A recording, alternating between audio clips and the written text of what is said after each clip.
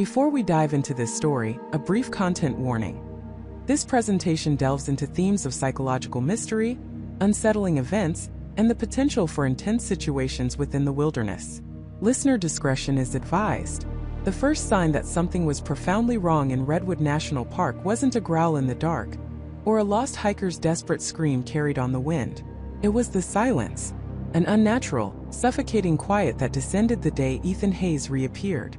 Ethan had been missing for 6 days. 6 brutal days in the heart of one of America's most ancient, unforgiving forests. The search and rescue teams, led by seasoned rangers like David Miller, had scoured every ravine, every dense thicket beneath the towering redwoods, every fog-shrouded ridge. They'd found nothing. Not a dropped water bottle, not a torn piece of fabric, not even a footprint. It was as if the earth itself had swallowed him whole. David Miller had been a ranger for nearly 20 years. He'd seen it all. Foolish tourists, seasoned hikers lost to a sudden storm, even a few tragic encounters with wildlife. He knew the Redwood National Park like the back of his hand, its ancient giants, its secretive canyons, the way the fog rolled in like a living, breathing entity. He respected its power, but he rarely feared it. Until Ethan Hayes. The call came in just after dawn. A local logger, out on a private tract bordering the park's eastern edge, found him. Ethan Hayes. Alive. But not well. Not even close. When David arrived, the scene was already cordoned off. Ethan was sitting on a fallen redwood, looking utterly vacant. His clothes were shredded, his skin caked with mud and pine needles, but there wasn't a single scratch, bruise, or laceration on him. No signs of exposure, no frostbite, no dehydration.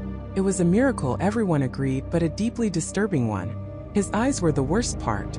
They were wide open, unfocused, staring into something only he could see. He didn't respond to questions, didn't flinch when the paramedics tried to examine him. He just rocked gently, whispering something unintelligible. David leaned closer, trying to catch a word. It sounded like a list. A series of instructions mumbled over and over.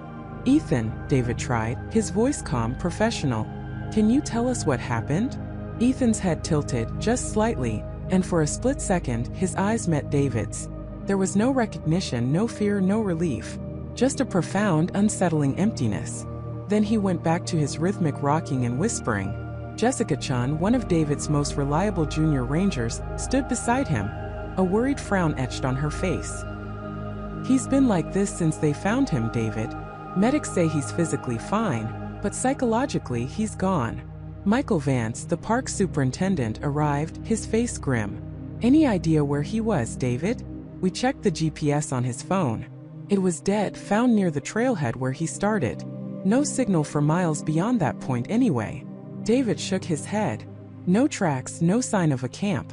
Nothing to indicate how he survived, let alone where he was for 6 days without food or water in this terrain.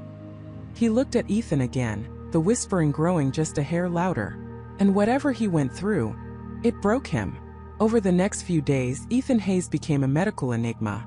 Doctors at the local hospital couldn't explain his perfect physical condition, nor his catatonic mental state. They ran every test imaginable. Nothing. No drugs, no head trauma, no underlying conditions. It was as if his mind had simply disconnected. The official report chalked it up to severe psychological trauma from prolonged exposure, a rare but extreme form of wilderness psychosis. But David knew better. He'd seen severe trauma before. This was different. This wasn't just a broken mind. It was a mind that had been rewritten. The strange silence in the park persisted. Hikers reported an eerie stillness, an absence of birdsong, a lack of the usual rustling of small animals. Veteran naturalists who'd studied the park for decades described it as unsettling, unnatural. David felt it too. The forest, usually a symphony of life, now felt like a vast, empty cathedral, holding its breath. Then came the first small, almost imperceptible clue. 2 weeks after Ethan's reappearance, David was on a routine patrol along the old Redwood Ridge Trail, checking for illegal camps. He found a small weathered wooden box tucked into the hollow of an ancient redwood. It looked old, almost part of the tree itself, covered in lichen and moss. Inside, nestled on a bed of dried leaves, was a single folded piece of thick handmade paper. It wasn't a map. It wasn't a diary. It was a single sheet, meticulously handwritten and elegant, almost archaic script, and it contained a rule. Just one. David unfolded it carefully. The paper felt strangely cool to the touch. He read the words aloud, a shiver tracing its way down his spine, despite the warm afternoon air. Asterisk rule number 1. Never stray from the path when the fog descends. The path is not merely dirt. It is a boundary. To cross it is to invite observation. Asterisk. He reread it. Observation. Not danger, not getting lost, but observation. It was an odd choice of word, almost clinical, yet deeply menacing. Who would write something like this? And why leave it in such a remote, hidden spot? It felt less like a warning and more like an instruction. David tucked the paper into his pack, feeling a prickle of unease. He dismissed it as a prank, perhaps an elaborate piece of performance art by some eccentric local. The park had its share of oddities. Still, the precise, almost ritualistic presentation of the note, combined with the unsettling memory of Ethan Hayes' vacant eyes, kept him from fully shaking it off. Later that week, another incident. A young couple, Mark and Sarah Jenkins, reported their dog, Buster, missing after a day hike near the Fern Canyon Trail. They were distraught. Buster was a well-trained golden retriever, never wandered. Search parties were dispatched. 2 days later, Buster was found. He was sitting patiently at the base of a redwood, perfectly still. He was clean, well-fed, and seemed unharmed. But Buster, a dog known for his boundless energy and affectionate nature, was utterly unresponsive. He wouldn't eat, wouldn't bark, wouldn't even wag his tail. His eyes, like Ethan Hayes before him, were empty. Mark and Sarah tried everything, but Buster was gone, replaced by a shell. This was no coincidence. A human, and now an animal, both returned physically intact but mentally absent. The pattern was too precise, too horrifying. David pulled out the paper from his pack, the one with rule number 1. He looked at it, then at the map of the park, tracing the areas where Ethan was found, where Buster reappeared. Both were deep in the interior, far from main roads, in areas known for their dense, often disorienting fog. The path is a boundary. To cross it is to invite observation. David felt a cold dread begin to seep into his bones. What if these weren't pranks? What if they were real? What if someone or something was actively playing a game with the park, with its visitors, with its very essence? He remembered Ethan's whispered lists. Could those have been rules? Instructions? He decided to visit Ethan Hayes again, despite the doctor's warnings that it was pointless. David needed to hear those whispers to see if there was any connection. He drove to the hospital, the single rule clutched in his hand, his mind racing. The park, his sanctuary, his home, was suddenly alien, terrifying. The silence wasn't just in the forest anymore. It had begun to creep into his own mind, a chilling premonition of what was to come. He knew with a certainty that made his blood run cold, that he had only just begun to understand the true nature of the rules for the woods, and they were just getting started. He knew with a certainty that made his blood run cold, that he had only just begun to understand the true nature of the rules for the woods, and they were just getting started. The air in the small, cramped ranger station felt suddenly heavy, thick with an unspoken dread. Michael stared at the tattered notebook, its pages brittle and yellowed, the faded ink bleeding into the paper like old wounds. His heart hammered against his ribs, a frantic drumbeat in the oppressive silence. He reread the rules, his gaze snagging on phrases like the offering, the watcher, and the silence. Each word felt like a shard of ice, piercing his composure. This wasn't some harmless prank. This felt ancient, deliberate, and utterly terrifying. He tried to rationalize it. A deranged hermit, perhaps. A survivalist with a twisted sense of humor. But the depth of detail, the almost ritualistic tone, the sheer audacity of dictating behavior in his woods, defied simple explanation. He remembered the feeling of being watched, the unsettling quiet that had settled over the forest just before he found the notebook. Was it a coincidence? Or had he been led to it? Michael carefully placed the notebook into a clear evidence bag, his hands trembling slightly. He needed to show this to someone, but who? His immediate superior, Chief Ranger David Miller, was a by-the-book kind of guy.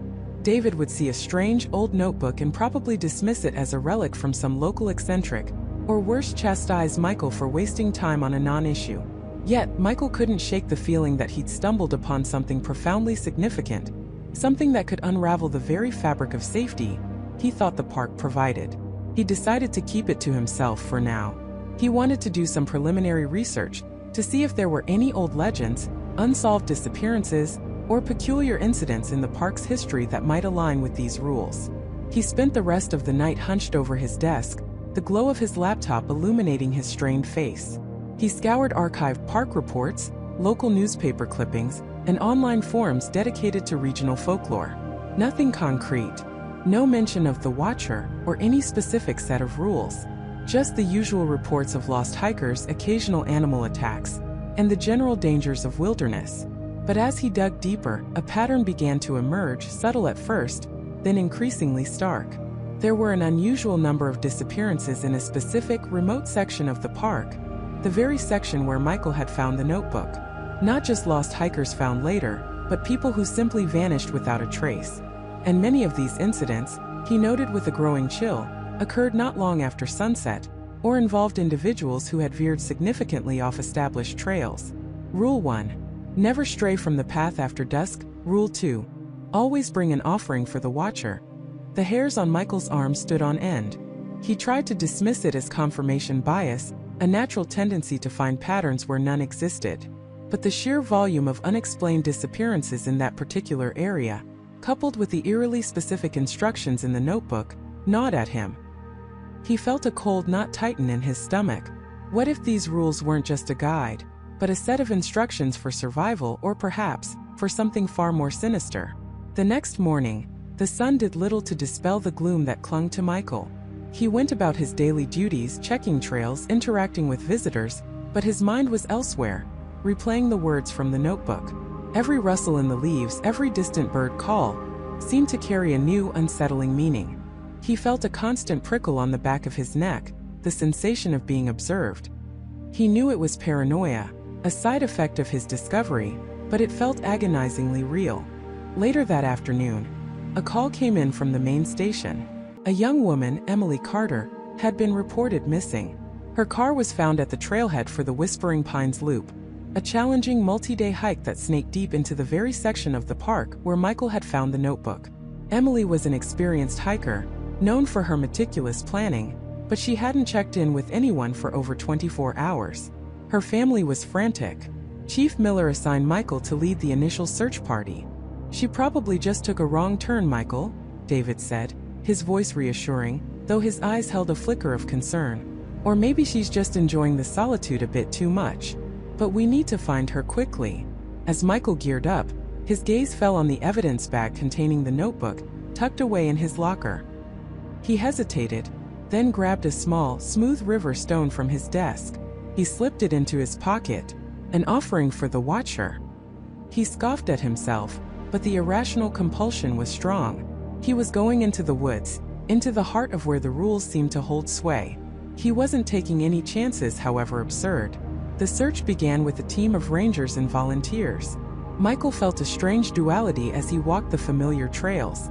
On one hand, he was a professional, focused on the task at hand, calling out Emily's name, scanning the undergrowth.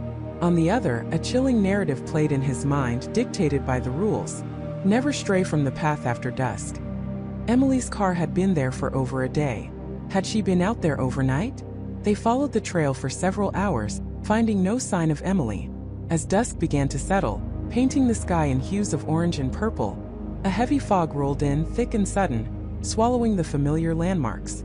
Visibility dropped to mere feet. The forest, once merely quiet, became utterly silent, the usual evening chorus of insects and birds replaced by an oppressive stillness. It was the same silence Michael had experienced when he found the notebook. "All right, team," Michael called out, his voice sounding thin and reedy in the fog. "We're losing light and visibility. Let's make our way back to the trailhead. We'll regroup and plan for a larger search in the morning." As they turned to head back, one of the volunteers, a young man named Kevin, stumbled. "Whoa, what was that?" he exclaimed, pointing into the swirling mist just off the main path. "I thought I saw something, a flicker of light, maybe?" Michael's heart leaped into his throat. His ranger instinct screamed at him to stay on the path, especially with the fog and impending darkness. But the other part of him, the part that had read the rules, felt a desperate pull. What if Emily had left a signal? What if the Watcher was involved? "Stick together, everyone," Michael commanded, his voice firm. "Kevin, point out exactly where you saw it." Kevin led them a few yards off the path, into the denser undergrowth, the fog clinging to them like wet shrouds. There was nothing. No light, no sign of disturbance. Just the oppressive silence. "I could have sworn," Kevin muttered, looking around nervously. Michael felt a wave of frustration, mixed with a deeper, more primal fear. He was breaking Rule 1. He was straying from the path after dusk. He instinctively reached into his pocket, his fingers closing around the smooth river stone. Just as he was about to order everyone back to the trail, his foot snagged on something. He looked down. Half buried in the damp soil, almost perfectly camouflaged by fallen leaves, was a small, ornate silver locket. It was open, and inside, a tiny faded photograph of Emily Carter smiled out from behind a cracked plastic cover. A gasp went through the group. "It's hers," Kevin whispered. Michael picked it up, his hand shaking. This was undeniably Emily's. But how did it get here, so far off the path, and so perfectly placed as if waiting to be found? It wasn't dropped accidentally, it felt deliberate. And then he noticed something else. Next to where the locket lay, etched faintly into the bark of a moss-covered tree, was a symbol. A crude, unsettling emblem, like a stylized eye within a jagged circle. It was one of the symbols he'd seen doodled in the margins of the rules for the Woods notebook. A cold dread seeped into Michael's bones, far deeper than the chill of the fog. This wasn't just a lost locket. This was a message. A confirmation. Emily had been here. And whatever was out here, it knew about the rules. It was playing by them, or perhaps enforcing them. "Everyone back to the path now," Michael ordered, his voice sharp with urgency. "Stay close. Do not stray. We're getting out of here." He led the team back, his mind racing. The locket, the symbol, the silence, the fog. It all felt orchestrated. He clutched the locket in his hand, its cold metal a stark reminder of the danger lurking in the woods. He had found Emily's locket, but he hadn't found Emily. And he had a terrifying suspicion that finding her would involve understanding, and perhaps even adhering to, the very rules he had dismissed as a madman's ramblings. The game had begun, and he was now a player whether he liked it or not. The woods had revealed their first hand, and Michael knew, with a certainty that chilled him to the core, that this was only the beginning of a terrifying descent into the unknown. The cold dread that had settled in Michael's stomach curdled into a knot of sickening certainty. He was in it. Whatever it was, the woods had drawn him in, and there was no turning back. He stood there, the tattered notebook clutched in his trembling hand. The forest around him suddenly transformed from a familiar sanctuary into something vast, ancient, and deeply hostile. Every rustle of leaves, every distant bird call, now felt like a deliberate pronouncement, a watchful gaze from unseen eyes. He stumbled back to his small, rustic ranger cabin, the short walk feeling like an endless journey through an alien landscape. The moment he was inside, he slammed the door shut, as if the thin barrier of wood could somehow hold back the encroaching strangeness. He threw the notebook onto his worn wooden table, staring at it as if it were a venomous snake. His heart hammered against his ribs, a frantic drumbeat of fear and adrenaline. He forced himself to breathe, to rationalize. This was absurd. He was a park ranger, a man of logic and practical skills, not some character in a campfire ghost story. He'd seen strange things in the woods before. Odd animal behavior, unusual rock formations, even the occasional lost hiker who swore they'd seen things that weren't there. But this felt different. Personal. Targeted. Slowly, reluctantly, he picked up the notebook again. The paper was brittle, yellowed with age, the handwriting a spidery, faded script that seemed to shift and blur before his eyes. He began to read, his voice a low, shaky whisper that barely broke the silence of the cabin. The rules for the woods. His fingers traced the faded ink. Rule number 1. Always follow the marked path. The path is protection. To stray is to be lost forever. Michael remembered countless times he'd veered off trail, exploring forgotten nooks, tracking wildlife. Had he been lost then without even knowing it? A shiver ran down his spine. Rule number 2. Never answer a call that carries no voice. It seeks to know your name. He swallowed hard. The thought of hearing his name, whispered from the empty air, sent a fresh wave of terror through him. Rule number 3. Do not count what is not yours, especially the trees beneath the silent moon. This one was cryptic, almost poetic, but no less unsettling. What did it mean to count the trees? And why only under the silent moon? Rule number 4. If you see a light that does not belong, close your eyes and walk away. Do not look back. It does not wish to be seen. He'd heard stories from old-timers about strange lights in the deep woods, often dismissed as swamp gas or optical illusions. Now they took on a sinister new meaning. Rule number 5. The lost are not yours to find. Their journey is their own. Interference invites their burden. This rule hit him hardest. His entire job, his purpose was to protect and, yes, to find, to rescue the lost. Was this a warning? A direct challenge to his very identity as a ranger? He slammed the notebook shut, his mind reeling. A prank? But who would go to such elaborate lengths? And what was the point? He tried to conjure a face, a motive, but nothing made sense. The feeling persisted, a cold, undeniable truth. This wasn't a joke. He paced the small cabin, his thoughts a whirlwind. Should he tell someone? Sarah, his cheerful, pragmatic colleague, would likely pat him on the shoulder and suggest he take a few days off. David, his supervisor, would demand concrete evidence, something tangible beyond an old, ominous notebook. How could he explain the visceral terror, the profound certainty that these rules were real, and that by finding them, he had entered a dangerous, unseen game? He'd sound crazy, utterly, irrevocably insane. No, he couldn't tell them. Not yet. He had to understand. He had to know if this was all in his head, a product of an overactive imagination fueled by solitude, or if something truly ancient and malevolent stirred within these woods. He decided to go back. Not immediately, but tomorrow at first light. He would return to the exact spot where he found the notebook, meticulously searching for any other clue, any hint of who might have left it or why. He needed answers, even if the thought of stepping back into that silent, watchful forest filled him with an almost paralyzing dread. The night was long and restless. Every creak of the cabin, every rustle outside was amplified, distorted into something menacing. He drifted into fitful sleep, plagued by fragmented nightmares of shadowy figures and whispered names. The next morning, the forest seemed to mock his fear with its serene beauty. Sunlight dappled through the canopy, birds sang, and the air was crisp and clean. It almost made him doubt his terrifying epiphany from the day before. Almost. The heavy weight of the notebook in his backpack, a constant, chilling reminder, kept him grounded in his newfound reality. He began his patrol, a familiar route that would eventually lead him close to the ravine where he'd found the rules. He moved cautiously, his senses heightened, every shadow, every sound scrutinized. The familiar comfort of his ranger uniform felt like a flimsy shield against an invisible threat. He was deep on the old bear trail, a less frequented path that wound through a dense stand of ancient pines, when it happened. A faint, almost imperceptible sound. At first, he dismissed it as the wind playing tricks, a sigh through the needles. But then it came again, clearer this time. A whisper. Michael. His breath hitched. He froze, every muscle in his body locking up. It was distant, ethereal, yet undeniably his name. It seemed to come from everywhere and nowhere, weaving through the trees, a soft, insidious invitation. Rule number 2. Asterisk: never answer a call that carries no voice. Seeks to know your name. Asterisk. His mind screamed. His instincts urged him to respond, to call out, to ask who was there.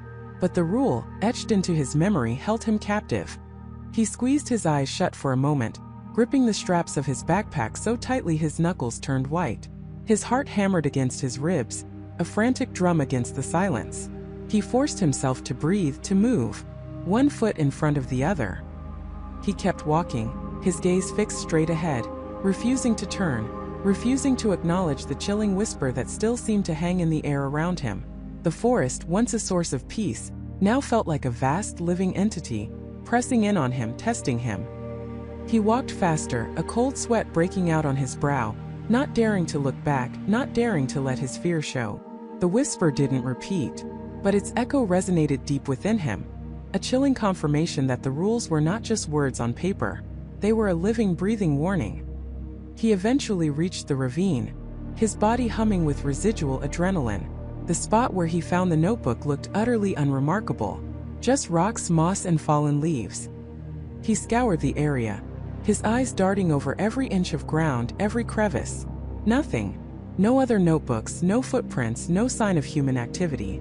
It was as if the rules had simply materialized there, waiting for him. Frustrated, and with a growing sense of futility, he was about to give up when his gaze fell upon a small, smooth stone nestled among the roots of an old oak. It was too perfectly round, too out of place to be natural. He knelt, his fingers trembling as he reached for it. It wasn't a stone. It was a small, intricately carved wooden figure, no bigger than his thumb. A bird, perhaps. Its tiny, polished surface gleamed dully in the dappled light. But it wasn't the craftsmanship that caught his attention. It was the bird's eyes. Two tiny obsidian beads set into the wood that seemed to stare back at him with an unnerving intensity, following his every movement. Rule number 3.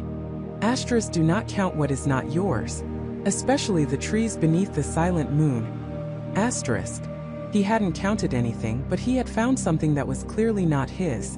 And now, against his better judgment, he had picked it up. He felt a profound sense of unease, a cold sensation that spread from his fingertips up his arm. The bird felt strangely heavy, almost warm in his palm. He looked around, his paranoia spiking. Was this another test? Another consequence?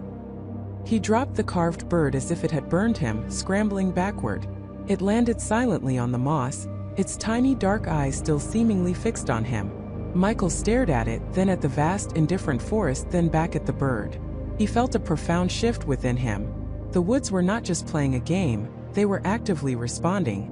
He had found the rules, he had heard the whisper, and now he had touched something that didn't belong. He was no longer just a player in this terrifying game. He was becoming entangled in its very fabric. The descent into the unknown was accelerating, and Michael knew, with a horrifying clarity, that he was utterly, irrevocably alone. The chilling realization settled over Michael like a shroud woven from the very darkness of the forest. He was alone, utterly, irrevocably alone. The journal, heavy and cold in his trembling hands, felt less like a discovery and more like a curse. It was a burden, a secret so profound and terrifying that sharing it felt impossible. Who would believe him? His superiors? They'd dismiss it as stress, a breakdown. His colleagues? They'd laugh, or worse, they'd look at him with a pity that would quickly turn to suspicion. He remembered the blank, almost vacant stare of Ranger David Miller, the way he'd brushed off Michael's concerns about the missing hiker. Was David already compromised? Was everyone? The thought was a poison seeping into his mind, corroding his trust. He couldn't keep the journal here, not in his patrol vehicle, not where anyone could stumble upon it. His cabin was the only place, but even that felt too exposed, too close to the pervasive, watchful presence he now sensed in every rustle of leaves, every creak of branches. He drove back, his knuckles white on the steering wheel, the forest pressing in on all sides, its usual comforting embrace now a suffocating chokehold. Every shadow seemed to stretch, to writhe with unspoken menace.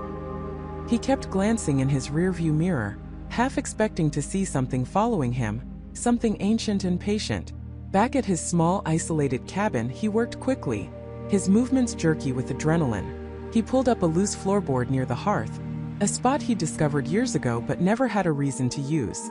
It was a tight fit, but with a grunt, he managed to wedge the leather-bound journal into the narrow cavity, wrapping it first in a waterproof bag he'd salvaged from his emergency kit. He replaced the board, then meticulously scattered ash and dust over the disturbed area, trying to make it look as though it had never been touched. The act felt almost ritualistic, a desperate attempt to hide the truth even from the very air around him. The moment it was hidden, a fraction of the immense pressure lifted from his chest, replaced by a cold, lingering dread. He was the sole keeper of a forbidden knowledge, and that knowledge was a target. He tried to calm himself, to rationalize. Perhaps he was overtired, stressed. Maybe the isolation was getting to him. But the image of the cryptic rules, the unsettling certainty of their ancient script, burned in his mind. He couldn't shake them. He began to replay them one by one, trying to find a pattern, a logic, anything that could make sense of the horrifying tapestry he was now forced to view. Leave no trace. That was a standard park rule, but here it felt absolute, punitive. Do not speak to that which does not speak first. The memory of the strange, silent figure he'd seen near the old-growth trees sent a shiver down his spine. The lost are not to be found. This one had gnawed at him the most, hinting at a darker purpose behind the disappearances. He realized his understanding had been superficial. These weren't suggestions. They were commandments, etched into the very fabric of this place. And he, Michael, had stumbled upon the hidden constitution of the wilderness, a set of laws enforced by something utterly alien and terrifying. He paced his small cabin, the floorboards groaning under his weight, each sound amplified in the oppressive silence. He needed to know more. He needed to see if these rules were truly active, truly deadly. The thought was reckless, suicidal even, but a desperate, morbid curiosity had taken root. He had to witness it for himself. The next morning, Michael reported for duty, a practiced mask of normalcy plastered across his face. He felt like an imposter, a spy in his own life. He chose a patrol route that would take him deep into a less frequented section of the park, an area known for its ancient trees and winding, often confusing trails. He told himself it was routine, but his true purpose was a chilling reconnaissance mission. As he hiked, he scanned the forest not for signs of illegal activity or distressed hikers, but for infractions. For someone breaking one of the rules. The woods felt different today, sharper. The air was heavy, almost electric, as if the very atoms were vibrating with suppressed energy. The usual symphony of birdsong and rustling leaves was muted, replaced by an eerie stillness, punctuated only by his own heavy footsteps and the frantic thumping of his heart. He felt eyes on him, not the curious gaze of animals, but something else, something intelligent and ancient, watching from the deep shadows between the trees. He pulled his hat lower, trying to appear inconspicuous, trying to blend. But deep down he knew he couldn't. He was now aware, and awareness was a beacon. After several hours of walking, the silence began to fray his nerves. He almost gave up, almost convinced himself that his mind was playing tricks, that the journal was just a cruel hoax. Then he heard them. Voices. Laughter. A group of 4 young adults, likely college students, were setting up camp off the main trail, their vibrant tents a jarring splash of color against the muted greens and browns of the forest. They were loud, careless, and already Michael could feel a prickle of unease. They had brought a portable speaker, blaring pop music, and one of them, a lanky young man with a bright red baseball cap, was attempting to start a campfire with wet wood, sending plumes of acrid smoke into the pristine air. Michael ducked behind a thick cluster of pines, observing. He felt a cold dread forming in his stomach. He remembered Rule 5. Leave no mark upon the ancient ones. He had initially interpreted this as not defacing trees or rocks. But what if it meant more? What if it meant any disturbance, any imposition of human will upon the raw, untouched wilderness? The pop music, the smoke, the trampling of undergrowth off-trail. They were all marks, disturbances. He watched the young man in the red cap. Frustrated with the damp kindling, the camper pulled out a small hatchet from his pack. He walked over to a massive ancient oak tree, its bark gnarled and scarred with centuries of life. The tree was easily 500 years old, perhaps more. Michael's breath hitched. "No, don't," he whispered, though he knew it was futile. The young man grinned, raised the hatchet, and with a grunt began to carve his initials, JT, deep into the venerated bark. The moment the steel bit into the ancient wood, the world around Michael seemed to twist. The air grew impossibly cold, drawing all warmth from his body. The pop music from the camp sputtered, then died, replaced by a profound, echoing silence. The leaves on the ancient oak began to shiver, not with wind, but with an internal tremor, a ripple that traveled down the trunk and into the very ground. The bark around the carving began to darken, to ooze a thick black sap that looked disturbingly like blood. The young man, JT, let out a strangled cry. He wasn't looking at the sap, but at something else. His eyes were wide with a terror Michael had never seen, a primal, gut-wrenching fear that drained all color from his face. He tried to pull his hand away from the hatchet, which was still embedded in the tree, but he couldn't.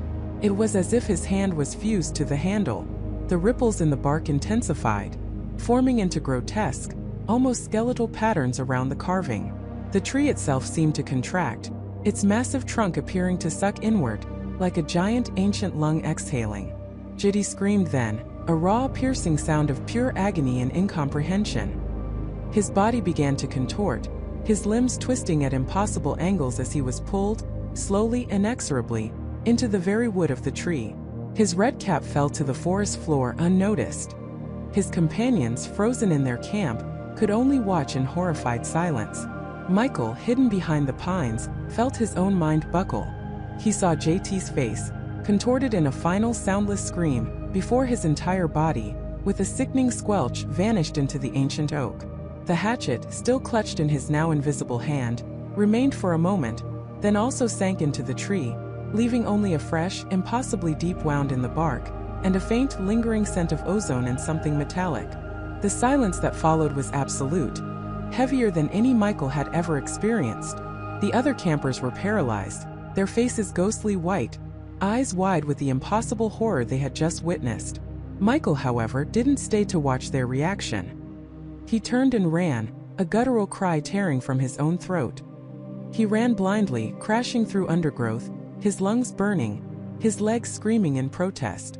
He wasn't running from the scene, or from the terrified campers. He was running from the truth. The rules were real. The entities were real. And they were here, active, watching, enforcing their ancient, brutal laws. He didn't stop until he stumbled back into his cabin, slamming the door shut and leaning against it, gasping for air, his body shaking uncontrollably. His mind replayed the horrifying scene, JT's scream, the tree's impossible consumption. He stared at his trembling hands, seeing them coated not in blood, but in the chilling certainty of what he had just witnessed. He was no longer just aware. He was implicated. He had seen. He had known. And that, he realized with a fresh wave of terror, might be a violation in itself. Frantically, he tore up the floorboard, pulling out the waterproof bag, ripping open the journal. His eyes scanned the pages, desperate for an answer, a warning, a way out. His finger traced the familiar, unsettling script, jumping from rule to rule, until he found it, hidden amongst the others, a rule he had overlooked in his initial frantic reading. Rule 17. His blood ran cold as he read the words, his heart hammering against his ribs. Rule 17. His blood ran cold as he read the words, his heart hammering against his ribs. He who finds the rules becomes the keeper. He who shares the rules becomes the hunted. He who breaks the rules becomes the sacrifice. And if one of the keepers has already been taken, the next keeper is already marked. The paper, clutched in his trembling hands, felt suddenly heavier, colder, as if the words themselves had leached the warmth from the room. Michael's breath hitched, a strangled sound caught in his throat. His entire body went rigid, every muscle tensing, as the meaning of Rule 17 slammed into him with the force of a physical blow. He who finds the rules becomes the keeper. That was him. He had found them. He was the keeper.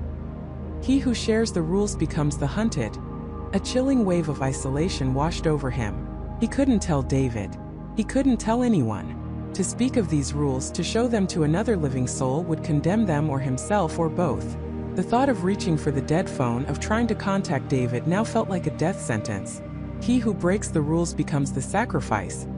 This explained the consequences. The relentless, terrifying enforcement. This wasn't just a set of strange warnings. It was a pact. A contract of blood written in the silent language of the forest. And then the final, most devastating line, the one that twisted the knife in his gut. And if one of the keepers has already been taken, the next keeper is already marked. Sarah. The name echoed in the sudden, cavernous silence of the cabin. Sarah had found them. She had been a keeper. And she had been taken. Not lost. Not injured. Taken, claimed by the woods, by the very rules she had stumbled upon. Which meant, Michael was next. He was already marked. His mind reeled, trying to process the impossible, the utterly terrifying implications. Sarah's disappearance wasn't a tragic accident, a bad fall, or an encounter with a wild animal. It was an execution, a consequence. And he, by the sheer horrifying coincidence of finding her journal, had stepped directly into her place. He was the designated successor, the next sacrifice in a line he hadn't even known existed. The cabin, which moments before had felt like a refuge from the encroaching darkness, now transformed into a cage. The sturdy log walls, the heavy door, the barred windows, they no longer offered protection. They sealed him in, a prisoner awaiting his turn. He looked around wildly, his eyes darting from the flickering lantern light to the deep shadows clinging to the corners of the room. Every creak of the wood, every subtle gust of wind whistling through the cracks, now sounded like a whisper, a presence, a watchful, patient entity closing in. Panic began to rise, a cold, sickening tide in his stomach. He wanted to scream, to run, to smash the windows and flee into the night, but the words of Rule 17 held him captive. He who breaks the rules becomes the sacrifice. He was already marked. What good would breaking another rule do, except hasten his end? And what if escaping the cabin, leaving the keeper's domain, was itself a violation? He clutched the journal, his knuckles white, the worn leather digging into his palms. He stared at the handwritten words of Rule 17 again, desperate for a loophole, a hidden meaning, anything that could offer a sliver of hope. But there was nothing. The language was stark, unambiguous, and brutally clear. Sarah had been a keeper. She had been taken. He was the next keeper. He was marked. A wave of nausea washed over him. He stumbled back, collapsing onto the rough-hewn bench beside the small table, the journal still clamped in his hands. His breath came in ragged gasps, his chest heaving. The sheer unfairness of it all, the cosmic cruelty of inheriting a death sentence he didn't even know existed, was suffocating. He thought of David out there, probably worried sick, trying to track him down. David, who knew nothing of these rules, who was oblivious to the chilling truth that held Michael hostage. If Michael were to tell him, to show him the journal, would David then become hunted? Would he be drawn into this terrifying game? The thought was unbearable. He couldn't condemn his friend. He was utterly, completely alone in this. His gaze fell upon the other rules, the ones he had read and dismissed as disturbing curiosities. Rule 1. Never leave the path. Rule 3. Do not interact with the wildlife. Rule 8. If you hear your name, ignore it. Rule 12. If you see someone you know, do not acknowledge them. Rule 15. The Woods Watch. They weren't just warnings for hikers. They were guidelines, strictures, for those unfortunate enough to become keepers. Sarah must have lived by them or tried to, and yet she was still taken. What had she done wrong? Or was being marked an inevitability, a countdown that began the moment the previous keeper was gone? He looked down at the journal itself. The pages were yellowed, the edges slightly frayed, but the paper felt remarkably sturdy, almost like vellum. The ink was a deep, rich black, remarkably preserved, as if it had been written only yesterday. He ran a thumb over the surface of the page, over the chilling script of Rule 17. The paper felt different. Not just old, but somehow organic, almost warm. He shook his head, dismissing it as a trick of his terrified mind. His eyes darted around the cabin again, searching for anything, any clue Sarah might have left behind, anything that could shed more light on this horrifying predicament. He scanned the rough-hewn walls, the small shelf with the few provisions, the dusty window panes. Nothing seemed out of place, nothing offered an escape. Then, his gaze snagged on something subtle, almost imperceptible. On the wooden frame of the window directly in front of him, near the latch, there was a faint scratch. Not a gouge from a branch, or a mark from hurried closing. This was a deliberate, thin line, etched vertically into the dark wood. He leaned closer, his heart thumping a frantic rhythm against his ribs. It was too precise to be accidental. And then, just above it, another one, fainter still. And a third. Michael pushed himself off the bench, the journal slipping from his grasp and thudding softly to the floor. He moved towards the window, his breath catching in his throat. He ran his finger over the marks. They were uneven, some deeper than others, but unmistakably human-made. Not random. They were tallies. He spun around, his eyes wide with dawning horror, scanning the cabin. On the frame of the other window, he saw them again. A cluster of faint scratches. On the doorframe beside the latch, more. And then, he saw them on the edge of the small built-in shelf, on the corner of the table. Small, almost invisible, but once he saw one, he started seeing them everywhere. His blood ran cold. These weren't just scratches. These were marks. A silent, terrifying record. But a record of what? How many? How many of these marks were there? He started counting, moving from window to door, his finger tracing the faint etchings. 1, 2, 3. On the window frame there were 5. On the door 7. On the shelf 3 more. Each one a tiny silent scream. As he moved, the cabin seemed to groan around him, the old timbers settling with a deep, resonant sound. The wind outside picked up, a low moan that seemed to wrap itself around the cabin, pressing against the walls. A sudden, distinct thump echoed from the roof directly overhead. It wasn't the creak of a branch, or the whisper of snow falling. It was heavy, deliberate, and impossibly close. Michael froze, his hand still resting on a cluster of marks on the doorframe. The thump was followed by an unnatural silence, deeper than before, cutting through the wind's howl. He wasn't alone. The marks, the rules, the silence, the thump, it all coalesced into one terrifying truth. The woods weren't just watching, they were here. And he was marked. He froze, every muscle in his body locking into a rigid, screaming terror. The breath caught in his throat, a sharp, ragged gasp that felt deafening in the profound quiet. His heart hammered against his ribs, a frantic drumbeat that threatened to burst through his chest. Marked. The word echoed in his mind, not as a thought, but as a primal, gut-wrenching certainty. He felt it, a cold, creeping sensation that began at the base of his spine and snaked upward, prickling his scalp. It wasn't a physical touch, not precisely, but an invasive awareness, a deep internal knowing that he was no longer just a man lost in the woods, but a target. His eyes darted wildly, scanning the impenetrable darkness that pressed in from all sides. The beam of his headlamp, once a comforting circle of light, now seemed impossibly weak, a pathetic defiance against the infinite black. It illuminated only a small, mocking sphere, beyond which lay everything else.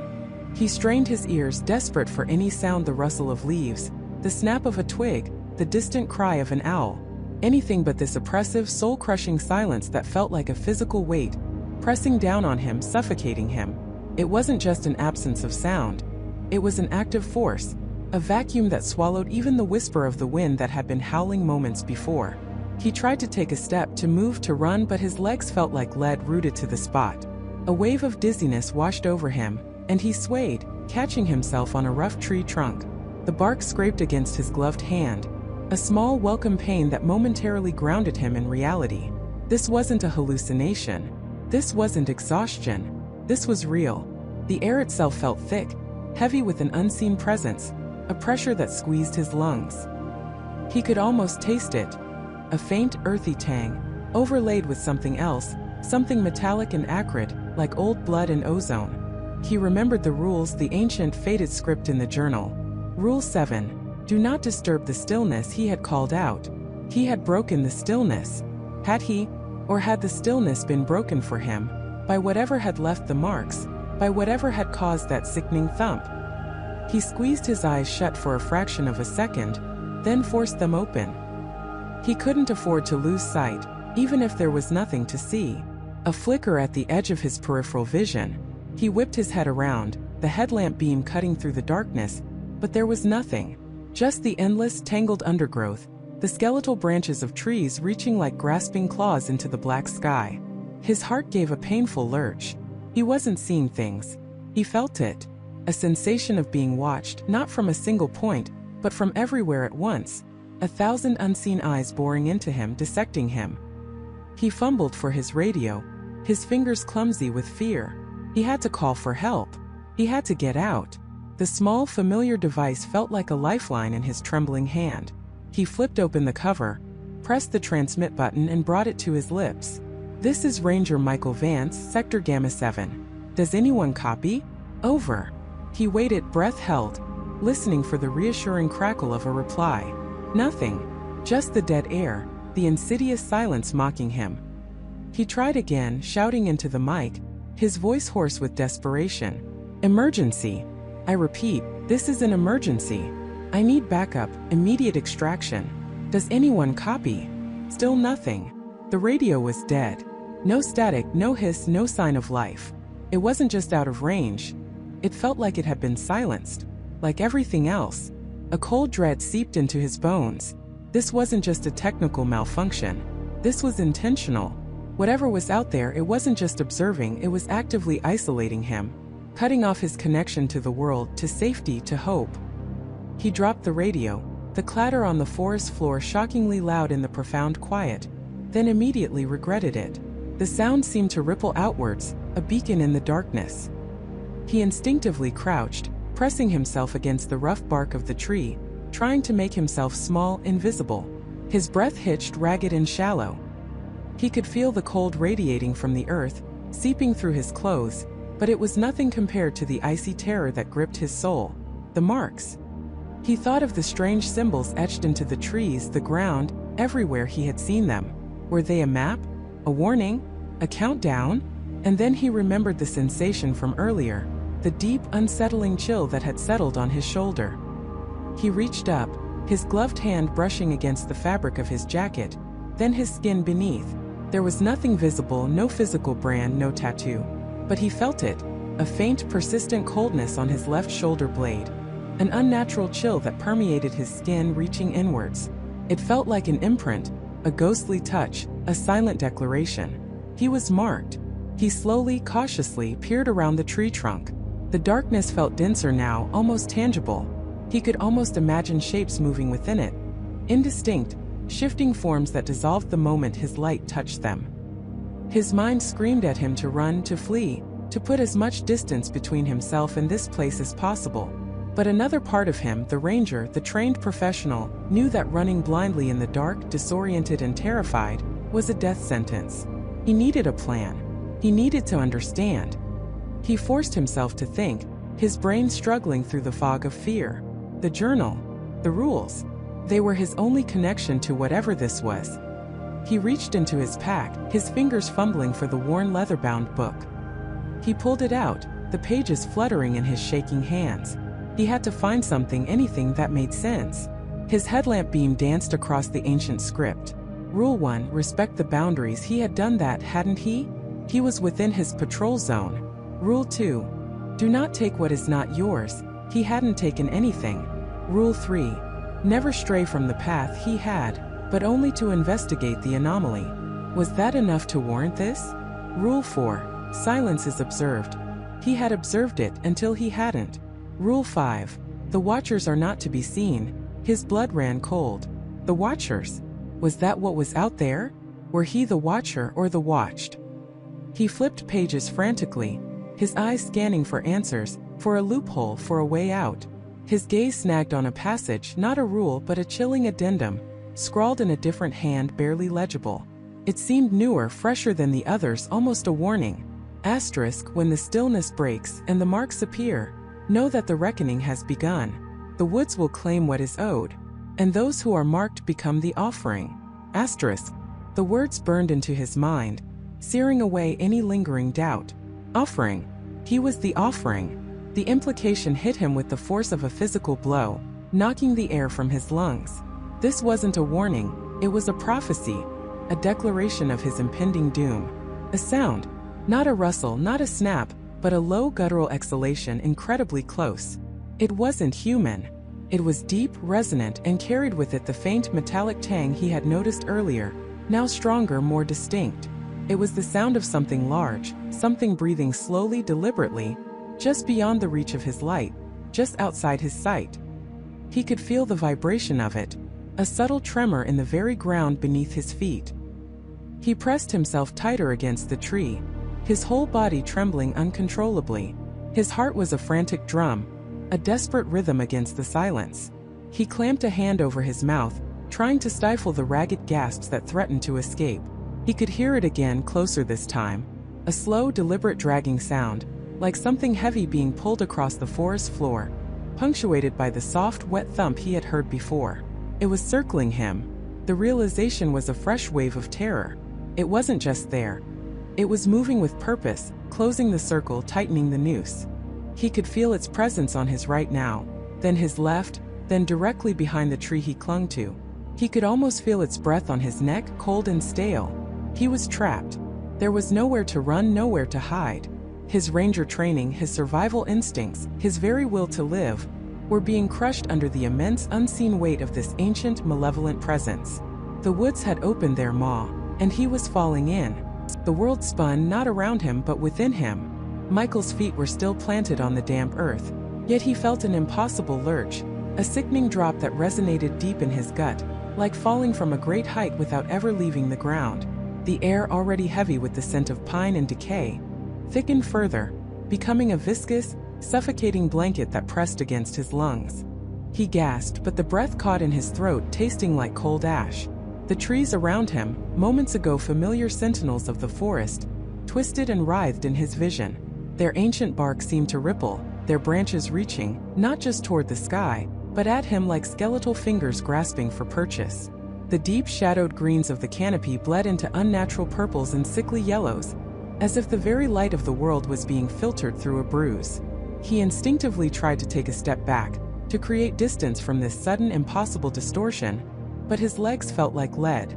He was rooted, a fly caught in a web woven from pure dread. A sound began to coalesce in the oppressive silence, a low, resonant thrum that vibrated through the soles of his boots, up his spine, and into the very marrow of his bones. It wasn't a sound he recognized, not wind, not animal, not even the groan of old wood.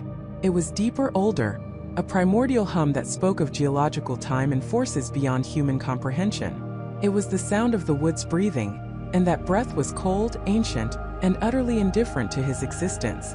Michael's ranger training screamed at him to assess, to analyze, to find a logical explanation. But logic had abandoned him.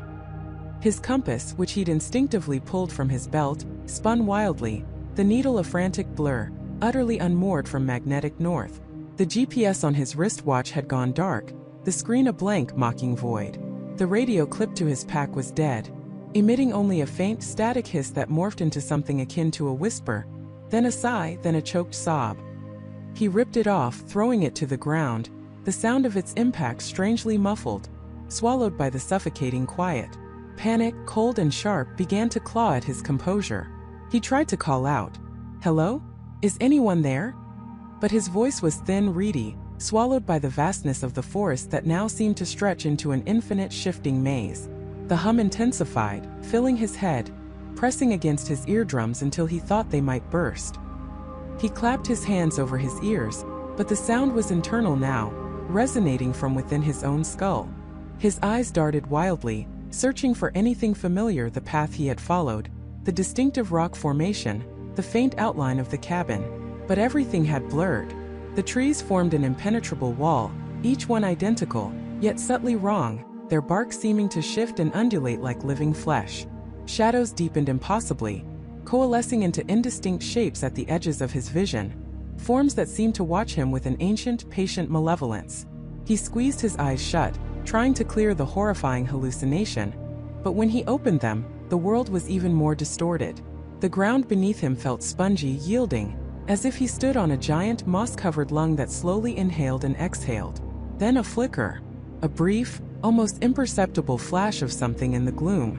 It wasn't light, but an absence of it. A deeper shadow that moved with impossible speed between the twisted trunks. Michael's heart hammered against his ribs, a frantic drumbeat against the hum. He wasn't alone. The presence wasn't just around him, it was with him, active, observing. He remembered the rules for the woods. Not the specific rules he had read, but the underlying dread they evoked. They were not just warnings, they were descriptions. Descriptions of this. Of what happened when the veil thinned, when the ancient things stirred. Do not disturb what sleeps. He had disturbed it. He had awakened it. Or perhaps it had been awake all along, simply waiting for him to stumble into its domain. A wave of nausea washed over him, bile rising in his throat. He felt an intense cold, not just on his skin, but deep within his bones, a chill that seemed to seep into his very soul. It was accompanied by a strange, burning pressure on his chest, as if an invisible hand was pressing down, trying to crush the life out of him. He stumbled, falling to his knees, his hands sinking into the damp earth, which now felt strangely cold and slick.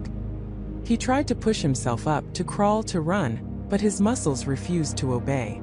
It was as if his body was no longer his own, a puppet whose strings were being manipulated by an unseen, malevolent force.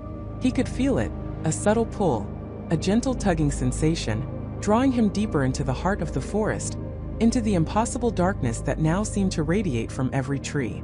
Suddenly, a whisper, clear as a bell but devoid of source, slithered into his mind. Not in his ears but directly into his thoughts. It wasn't a language he understood, yet the meaning was horrifyingly clear. It spoke of ancient things, of boundaries crossed, of trespass. It spoke of hunger. Michael screamed, a raw, guttural sound torn from his very core, but it was swallowed instantly by the oppressive hum, barely a ripple in the vast ocean of silence. He was utterly, terrifyingly alone, yet surrounded by an invisible, suffocating presence. The rules, the cryptic warnings, played out in his mind like a broken record, their meaning twisted and amplified by his terror. Always stay on marked trails. He had left them. Never take anything from the woods. He had taken the rules themselves. Do not speak to strangers. He had spoken to no one, but something was speaking to him now, from inside his own head. The woods do not forgive. No, the woods didn't forgive. They consumed. He saw flashes of impossible things in his peripheral vision again. Not shadows this time, but fleeting, distorted images. A face, gaunt and ancient, pressed against the bark of a tree. A pair of eyes burning with a cold green light, disappearing behind a thicket. He squeezed his eyes shut, but the images were burned into the inside of his eyelids. He was falling. Not physically falling through space, but falling through dimensions, through sanity, through the very fabric of reality. The trees were no longer just trees. They were walls of a living prison closing in. The ground was no longer solid earth. It was a hungry maw, slowly, methodically swallowing him whole. He thrashed, a desperate, futile struggle against an invisible current that pulled him down into the abyssal depths of the forest's ancient, malevolent consciousness. His mind rebelled, fought back against the invading terror, searching for an anchor, anything real. He forced his eyes open, scanning the twisted landscape, desperate for a point of reference.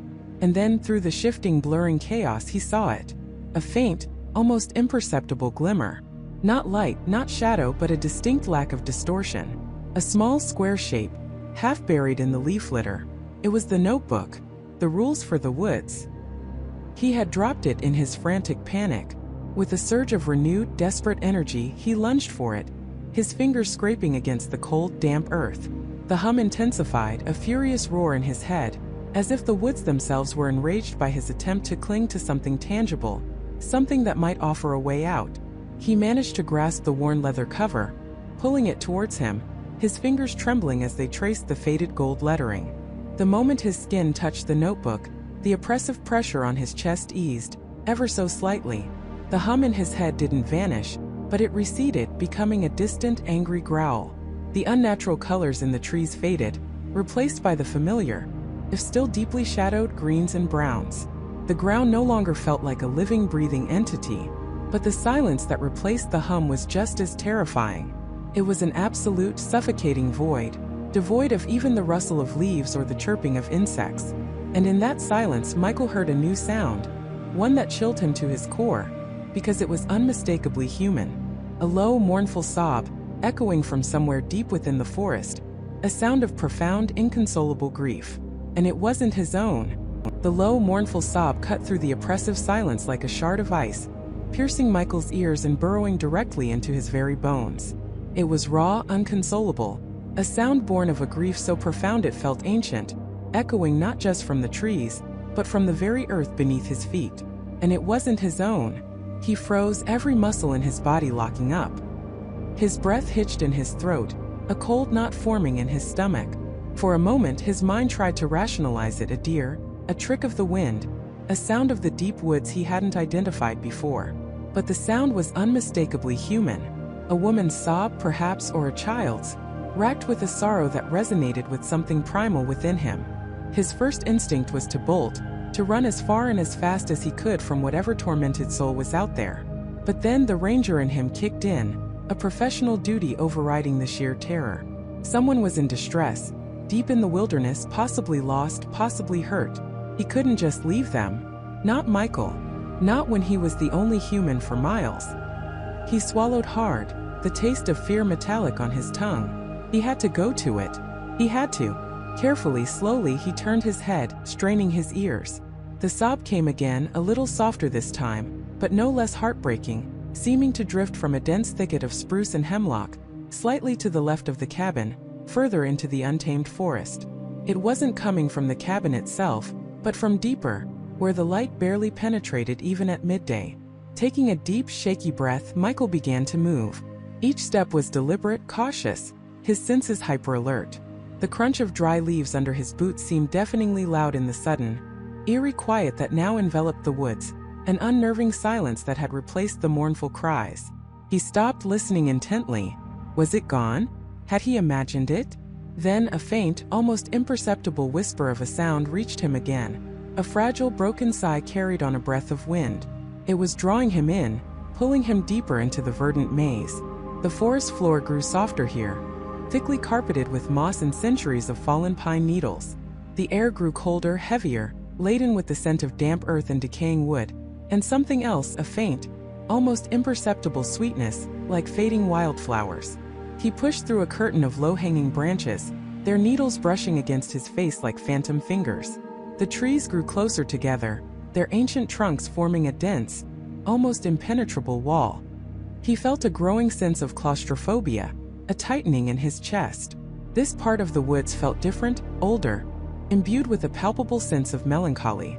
It was as if the very trees mourned alongside whatever being had just wept here. He squinted into the gloom, trying to pierce the shadows. His heart hammered against his ribs, a frantic drumbeat urging him forward, yet screaming at him to retreat. He was torn between his duty and a deep instinctual dread. This wasn't just a lost hiker. The isolation, the profound sadness, the proximity to the cabin and the rules. It felt like something far more sinister. The path, if it could even be called that, narrowed further, leading him to a small, almost perfectly circular clearing. It was hidden from the main tracks, shielded by a ring of ancient, towering oaks whose branches intertwined overhead, forming a natural, solemn canopy. The ground here was uneven, dotted with moss-covered stones and patches of ferns. And then he saw it. In the very center of the clearing, nestled beneath the grandest of the oaks, was a small, crude memorial. It wasn't a headstone, but a carefully arranged pile of river stones, smoothed by time and now partially swallowed by emerald moss. They were stacked with a deliberate hand, forming a small, sorrowful cairn. His eyes were drawn to the top of the pile. There, nestled amidst the moss and lichen, was a tiny hand-carved wooden bird. It was weathered and old, its once smooth surface now rough and pitted. Its delicate wings were slightly broken, one snapped cleanly, hanging at an unnatural angle. Around its neck, tied with a meticulous, if clumsy knot, was a faded, narrow ribbon. It had once been a vibrant blue, perhaps, but now it was a muted, almost ghostly gray. It was clearly a child's cherished possession, a symbol of innocence and loss. Michael felt a chill that had nothing to do with the temperature. The sob, it had led him here. To this. He knelt slowly, reverently, beside the small memorial. He didn't touch the bird, but his gaze lingered on it, a wave of profound sadness washing over him. This wasn't a living person he'd heard. It was an echo, a memory, a spectral imprint of profound sorrow etched into the very fabric of this place.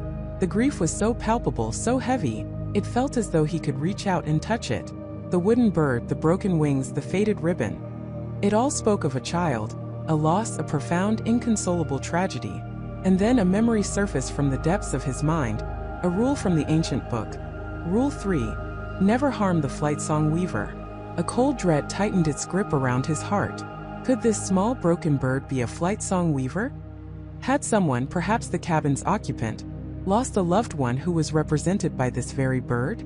Was this memorial a testament to a rule broken, or a tribute to a life tragically lost because of the rules?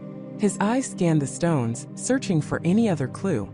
Most were blank, simple river stones. But then, partially concealed by a thick patch of moss, he saw it. A single, flat stone, a little larger than the others, embedded near the base of the cairn. With trembling fingers, Michael carefully brushed away the moss.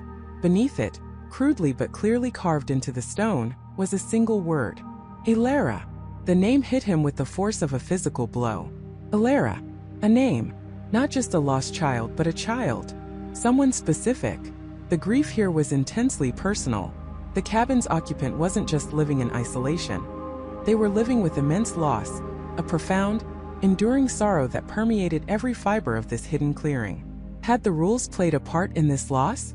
Or were they created because of it, desperate attempts to prevent such a tragedy from happening again? Michael felt a profound shift within him. The rules for the woods were no longer just cryptic, unsettling directives. They were tied to a human tragedy, a deep personal wound. This made them far more sinister, far more potent.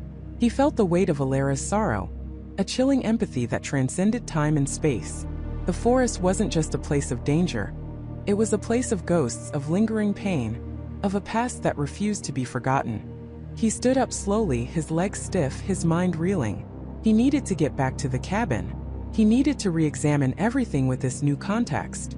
The strange items in the hidden compartment, the small wooden doll, the lock of hair, the dried flower. They suddenly made a horrifying, poignant sense. They weren't random trinkets. They were mementos, relics of a lost life, of Alara. As he turned to leave the clearing, a cold gust of wind swept through the ancient oaks, rustling the leaves with a sound like a whispered sigh. He glanced back at the memorial, at the small broken wooden bird, at the name carved into the stone. For a fleeting second, he thought he saw a flicker of movement by the ancient oak tree, a shadow that wasn't quite a shadow, a fleeting impression of a small hunched figure, gone as quickly as it appeared. Was it just his mind playing tricks on him, haunted by the grief that permeated this place? Or was something truly watching him, a silent guardian of Alara's sorrow? He couldn't be sure, but the feeling of being observed, of being scrutinized by unseen eyes, was stronger than ever. It wasn't just the forest watching him anymore. It was the past, the sorrow, the lingering spirits of those who had lived and loved and suffered within its shadow. He had stumbled upon a secret, a profound tragedy that lay at the very heart of the rules for the woods. And he knew with a certainty that chilled him to the bone, that he was now irrevocably entangled in its sorrowful legacy. He had stumbled upon a secret, a profound tragedy that lay at the very heart of the rules for the woods. And he knew with a certainty that chilled him to the bone, that he was now irrevocably entangled in its sorrowful legacy. The air in the hidden space Michael had found seemed to grow colder, thick with the weight of decades of unspoken grief. His hands trembled as he held the tattered, ink-stained pages he'd unearthed. They weren't just old journals. They were the raw, agonizing confessions of a man named Thomas Miller, a ranger who had patrolled these very woods over 70 years ago. And Thomas Miller was David's father. The journals chronicled a nightmare that began subtly, with whispers among the local families about children who wandered too far, children who simply vanished. But Miller's entries detailed something far more insidious. He wrote of strange, interlocking symbols carved into ancient trees deep in the forbidden zones of the park, symbols that mirrored those Michael had found in David's cabin. He wrote of a growing fear, a creeping dread that wasn't just about the wild, but about something within it. Then came the entries that made Michael's blood run cold. Miller described a devastating winter, a string of disappearances that struck a small, isolated settlement that once existed within the park's boundary, a place long since overgrown and forgotten, nestled near the very heart of the old-growth forest. Children, almost exclusively young boys and girls, were taken. Not just one or two, but nearly every child in the settlement over a period of weeks. Miller, then a young ranger, had been tasked with investigating. His journals detailed his growing horror as he discovered not just tracks and faint cries, but deliberate ritualistic patterns in the disappearances. He found small personal items left behind not by accident, but seemingly placed: a child's worn wooden toy, a brightly colored ribbon, a tiny hand-carved bird. Each object was found near one of the carved symbols. The most chilling revelation was Miller's desperate attempt to understand a series of strange, almost poetic phrases he found scrawled on the walls of an abandoned dwelling in the settlement, phrases that began to sound eerily familiar. They were the nascent form of the rules for the woods. Thomas Miller hadn't written the rules as warnings. He'd found them, or rather, he'd pieced them together from the desperate, fragmented messages left by the victims or perhaps even the perpetrators themselves. He had tried to decode them to understand the logic behind the horror. He believed they were instructions, a guide for something ancient and malevolent that demanded tribute. Michael felt a wave of nausea. The rules weren't a protective measure. They were a roadmap to a recurring tragedy. Do not stray from the path wasn't just about getting lost. It was about avoiding a specific marked territory. Never look back wasn't about regret. It was about not seeing what was following. Silence is your greatest friend wasn't for stealthy observation. It was to avoid attracting attention from something that listened. The final entries in Thomas Miller's journals were a descent into madness and despair. He wrote of confronting his superiors, of his pleas falling on deaf ears. The official story had been a mass exodus due to harsh weather, or perhaps a sudden epidemic. The truth, Miller insisted, was far darker. He wrote of a watcher, an entity or a force that resided in the deepest parts of the woods, a presence that demanded its due. He believed the symbols were invitations, and the rules were merely the ancient language of its hunger. His last entry was a desperate plea to his son, David, to never forget, to always watch, to protect the woods from the very thing it harbored. It was a legacy of paranoia and terror. Michael closed the journal, his hands still shaking. David hadn't just been following his father's footsteps. He had been living his father's nightmare. He wasn't a crazy old man. He was a man haunted by a primal fear, a fear passed down through generations. He was trying to uphold a desperate, futile vigil against an invisible, insatiable predator. The symbols, the rules, the missing children over the years. It all clicked into place with horrifying clarity. The disappearances weren't random. They weren't just unfortunate accidents. They were patterned. They followed the rules. Or rather, the rules described the pattern of the disappearances. He had to get out. He had to tell someone. But who would believe him? He, a young ranger, claiming an ancient evil was snatching children from a national park, all based on the rambling journals of a long-dead, possibly deranged ranger, and a cryptic set of rules? He'd be laughed out of the service or worse, deemed unstable. He packed the journals carefully, his mind racing. He needed more. He needed undeniable proof. And he knew exactly where to start. The old settlement. The one Thomas Miller had described. The place where the horror had truly begun. If any physical evidence remained, if any of those symbols still existed, he had to find them. The sun had long set, casting the woods into an oppressive darkness by the time Michael emerged from the hidden space. He made his way back to his truck, the weight of the journals pressing down on him, not just physically but mentally. Every rustle of leaves, every distant hoot of an owl, now held a sinister undertone. He wasn't just hearing the sounds of the forest, he was hearing the echoes of Thomas Miller's terror. He drove back to his cabin, the familiar path feeling alien and menacing. He couldn't shake the feeling that he was being watched, that the watcher Thomas Miller had written about was now aware of him. He was no longer an impartial investigator. He was a trespasser on ancient, forbidden ground, privy to a secret that had been guarded for decades. Once inside his cabin, he locked the door, something he rarely did in the remote wilderness. He spread the journals out on his table, poring over them again, searching for any detail he might have missed, any clue that could lead him to the exact location of the old settlement. Miller's descriptions were vivid but vague, relying on landmarks that might no longer exist. He cross-referenced the journal entries with old park maps, maps that dated back to the time of Thomas Miller. He found faint, almost erased markings, indicating a small, unnamed cluster of dwellings deep within a particularly dense and rarely patrolled section of the park, a section that bordered the very forbidden zones David had warned him about. The area was notoriously difficult to navigate, full of treacherous ravines and thick undergrowth. It was the perfect place for a secret to be buried. As he traced the path on the map, a chill ran down his spine. The location of the settlement was not far from where Emily had last been seen. It was also chillingly close to the area where the other missing children's last known locations converged. This wasn't a coincidence. The Watcher wasn't dormant. It was active. And it was still following its ancient, terrible rules. He knew what he had to do. He had to go to that settlement. He had to find proof.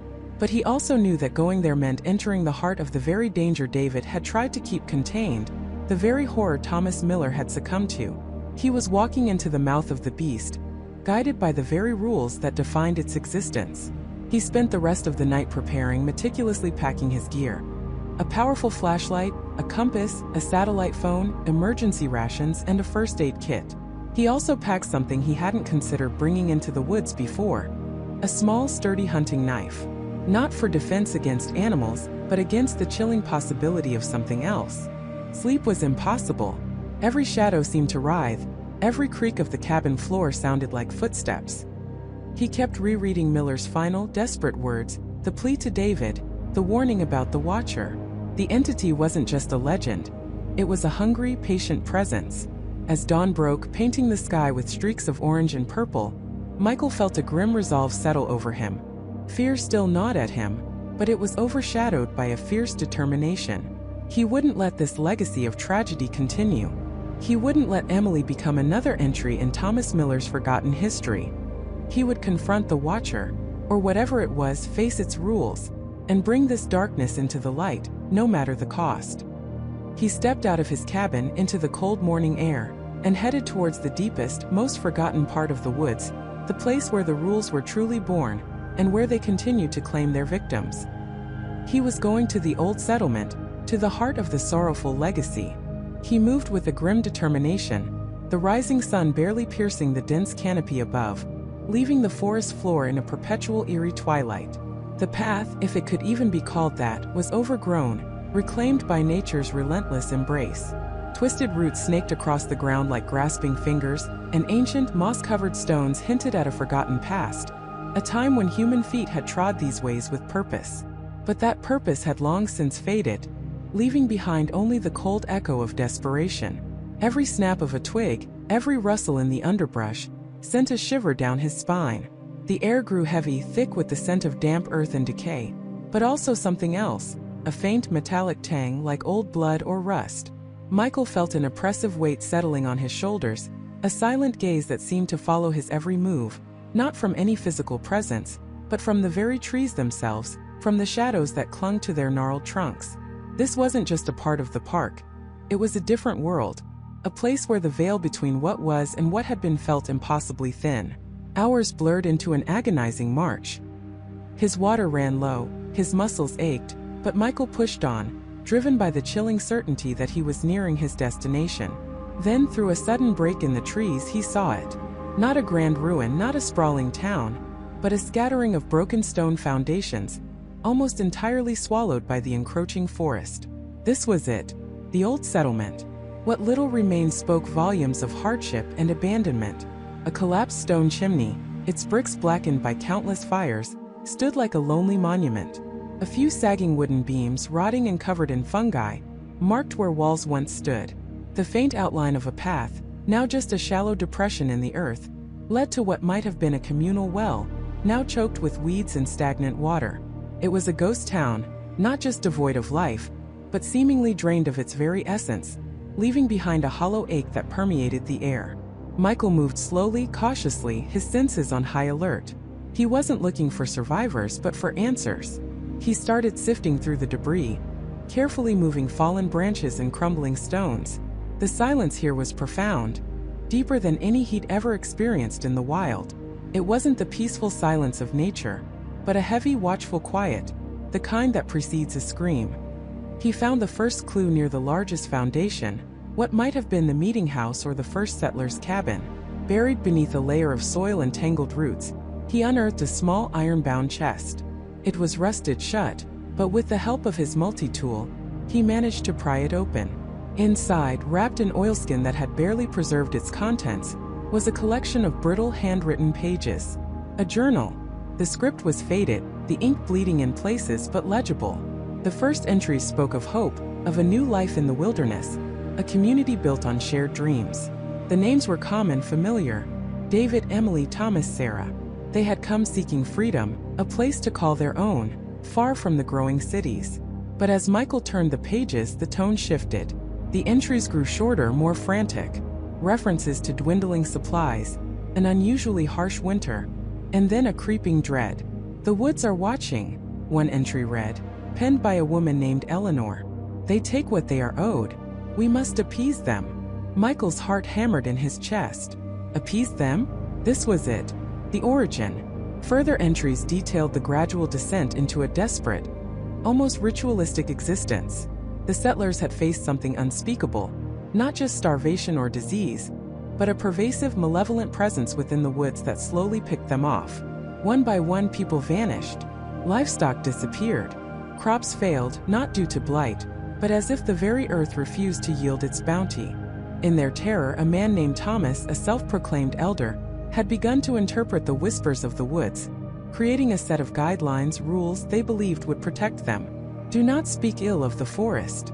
Leave an offering at the stone circle. Never enter the deep woods after sunset. If you hear your name called when alone, do not answer. Always carry a piece of the earth on your person.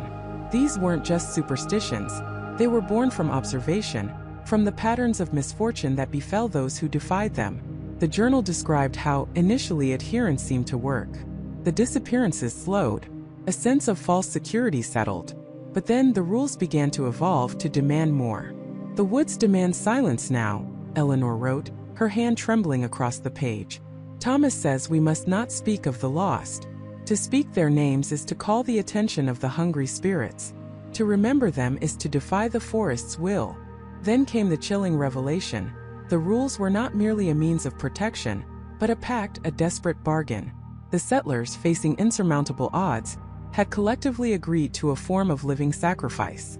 They would adhere to these rules, allow the woods to claim those who broke them, and in return the remaining community would be spared for a time. The rules became a way to manage the threat, to channel its hunger, rather than defeat it. They were a self-perpetuating mechanism of survival, born from fear and desperation, that eventually consumed the very people who created them. The final entries were fragmented, almost illegible.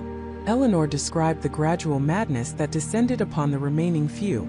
They had become prisoners of their own rules, terrified to speak, to mourn, to even think outside the confines of the pact. The last coherent sentence read, "The rules are not for our safety, but for its sustenance. We fed it and now it grows. It will never be satisfied."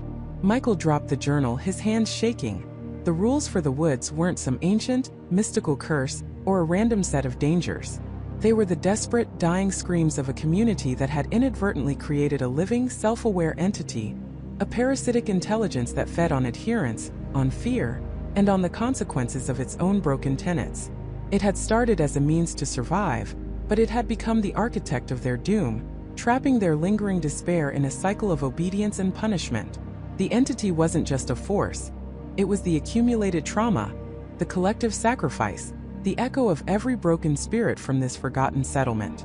It was the sorrowful legacy made manifest, and it had been growing, evolving, learning for generations. He looked around the desolate clearing, seeing it now with new, horrified eyes. This wasn't just a ruin. It was the altar, the birthplace of a monstrous intelligence, a prison of lost souls. And he, Michael, a simple park ranger, had just unearthed its terrible truth. He had found the heart of the sorrowful legacy, and in doing so, he had stepped directly into its hungry gaze. The woods were no longer just watching, they were waiting, and he knew with a horrifying certainty that he had just broken the biggest rule of all. He had remembered, he had understood, and now he was next. The realization hit him like a physical blow, a cold, crushing weight that stole the air from his lungs. The world around him, which moments ago had been merely unsettling, now pulsed with a sinister, intelligent energy. The trees didn't just stand, they leaned, their ancient branches twisting into skeletal fingers, their shadows deepening into hungry maw. The silence wasn't empty, it was pregnant with anticipation, a vast, collective breath held just for him. Panic, raw and primal, clawed its way up his throat. He had to run. He had to escape. But where? Every direction felt wrong, every path a new snare. He turned, a frantic pivot, his eyes darting through the deepening twilight. The cabin, his sanctuary, now seemed impossibly far, a fleeting memory from a life already slipping away. He stumbled backward, tripping over an unseen root, landing hard on the damp earth. The impact jarred him, but the fear was a far greater pain. He scrambled to his feet, his heart hammering against his ribs, a frantic drumbeat against the encroaching silence. He pushed through the undergrowth, branches whipping at his face, thorns tearing at his jacket. He didn't care. All that mattered was distance, escape, putting anything between himself and it. But the woods were no longer a passive landscape. They were an active participant, a living, breathing labyrinth designed to trap him. The trail he thought he knew, the familiar winding path back to sanity, was gone. Trees shifted, blurring at the edges of his vision. The ground beneath his feet turned spongy, then rocky, then abruptly non-existent as he nearly plunged into a hidden gully. He caught himself, his hands tearing on sharp rocks, his breath ragged. He understood now. The rules weren't warnings from the woods. They were instructions for the woods. They were the operating manual for an ancient, sentient entity to manage the brief, fragile flicker of human consciousness that dared to trespass too deeply. Each rule, every seemingly innocuous instruction, was a command, a directive for how the forest would react, how it would defend itself, how it would absorb. Don't stray from the path. Because the path was the only concession, the thin, fragile thread that allowed humans to pass through without being fully noticed, fully claimed. Don't look too closely. Because to truly see was to understand, and understanding was a breach, an invitation for the woods to recognize you as something more than just another fleeting animal. Don't remember. Because memory was the anchor of individuality, the very thing that separated a person from the timeless collective consciousness of the forest. And he had remembered. He had remembered everything. The air grew heavy, thick with the scent of damp earth and something else, something ancient and metallic, like old blood and ozone. He could feel it pressing in, not just the physical trees, but the very fabric of the woods, the interwoven roots in earth and air, coalescing into an invisible, suffocating presence. It wasn't a monster with teeth and claws, it was something far worse. It was the absence of self, the erasure of identity, the slow, agonizing dissolution into something vast and indifferent. He ran until his lungs burned, until his legs screamed in protest, until his vision blurred with tears and exhaustion. But the woods were relentless. Every turn brought him deeper. Every desperate surge forward only brought him closer to the heart of its waiting. He saw things now, flickers in the periphery of his vision, elongated shadows that weren't cast by trees, glints of eyes that weren't animal, shapes that twisted and writhed just beyond his comprehension, like half-formed thoughts from a mind too immense to grasp. He stumbled into a clearing, a small circular space where the trees seemed to pull back, their branches forming a dome overhead. Moonlight, cold and silver, filtered through the canopy, illuminating a single, gnarled oak at the center. It was ancient, its bark like weathered stone, its roots like grasping tentacles. And at its base, half buried in the moss, lay a worn leather-bound journal. His journal. He hadn't dropped it. He had left it back in the cabin, carefully tucked away. How could it be here? A wave of dizzying confusion washed over him, blurring the edges of his already fragile reality. He reached for it, his fingers trembling as he picked it up, felt impossibly heavy, cold like a stone. He flipped through the pages, his heart sinking with each turn. They were blank. All of them. The neatly transcribed rules, the chilling observations, the increasingly frantic notes about the disappearances, all gone. Erased. No, not erased. Never written. A horrifying realization dawned on him, colder than any fear he had yet experienced. He hadn't found the rules. He hadn't transcribed them. He had remembered them. They weren't something external he had discovered. They were something internal, something that had been planted within him. A seed that had lain dormant, waiting for the right conditions to sprout. And now, fully bloomed, they were reclaiming their host. He looked up from the blank journal, his gaze sweeping across the clearing. The trees were closer now, their forms more distinct, their presence more palpable. And in the moonlight he saw them. Not just the trees but the faces. Faces etched into the bark, eyes peering from knotholes, faint, spectral forms woven into the leaves. They were the forgotten. The ones who had remembered, the ones who had understood. They were the previous rangers, the hikers, the lost children. All of them absorbed, their memories becoming the very fabric of the woods, their identities dissolving into the collective consciousness, their stories becoming the whispers on the wind. He was looking at his predecessors and he was looking at his future. A terrifying calmness began to settle over him, not the peace of acceptance, but the chilling stillness of inevitability. The panic subsided, replaced by a profound, desolate understanding. There was no escape. There was only the transformation. He felt it then, a subtle shift, a gentle pulling sensation from deep within him. It started with his memories, the cherished moments, the faces of loved ones, the details of his life outside the forest. They weren't being ripped away. They were simply fading like old photographs left too long in the sun. The edges blurred, the colors desaturated. The sharpness softened until they were mere impressions, echoes. He tried to cling to them, to his name, to his identity, to the man he was. But the effort was immense, and the woods were patient, relentless. He closed his eyes, a single tear tracing a path down his dust-streaked cheek. When he opened them again, the world seemed sharper, brighter, yet utterly alien. The individual leaves on the trees were no longer just green. They were vibrant tapestries of life, each vein a tiny river, each surface a miniature ecosystem. He could feel the pulse of the roots beneath the earth, the slow, deliberate seep of water through the soil, the silent communication between fungi and tree. He heard the rustle of a mouse in the undergrowth, not as a sound, but as an intimate vibration, a tiny tremor in the vast interconnected web. His own body felt strange, heavy and rooted.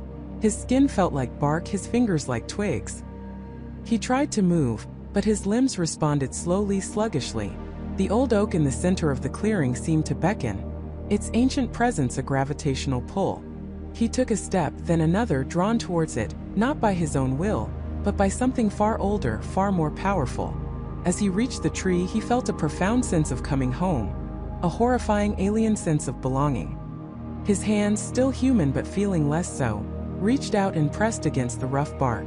He felt the life within it, the slow, steady rhythm of its existence, and he felt it reaching back, drawing him in. His vision swam, not with darkness, but with an overwhelming flood of information. He saw centuries pass in a blink, felt the changing seasons, the growth and decay, the endless cycle of the woods. He saw the first humans small and fearful, then the first rangers curious and watchful, then the ones who stayed, their forms absorbed into the very landscape. He was becoming one of them. He was becoming a memory, a whisper, a warning. His last coherent thought was not of fear, but of the rules. They weren't just instructions, they were a pact between the woods and those who entered, a promise of forgetting, a protection against the overwhelming truth. And by remembering, he had broken the pact. He had offered himself unknowingly as the next lesson. He felt his individual self, his identity, dissolve like mist in the morning sun. His memories, his name, his face, they became the rustling of leaves, the creak of branches, the scent of damp earth. He was no longer a ranger named David. He was the woods. He was the rule. He was the silent enforcement.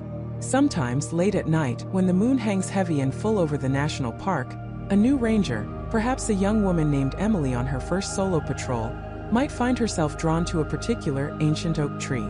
She might feel an inexplicable chill, a sense of being watched, a profound, unsettling awareness that the woods are alive, and that they are listening. She might even, if she lingers too long, if she looks too closely, hear a whisper on the wind, a faint, barely audible murmur that seems to come from the very heart of the forest. It speaks of things she shouldn't know, of paths not taken, of glances held too long. And if she listens carefully enough, if she allows herself to truly hear, she might just make out the chilling, familiar words, echoing from the ancient depths, warning her, guiding her, commanding her. Don't stray from the path. Don't look too closely. And whatever you do, don't remember. The woods, after all, have their own ways of ensuring the rules are followed. And sometimes the most effective way to enforce them is to become them. The silent guardians of the forgotten were always there, woven into the very fabric of the wilderness. And now another was added to their number, another voice to the ancient chorus, forever bound to the trees, forever whispering the rules, ensuring that no one else would ever truly understand. For if they did, they too would become next. The cycle, unbroken, continued. The rules were eternal, and the woods always had the final say.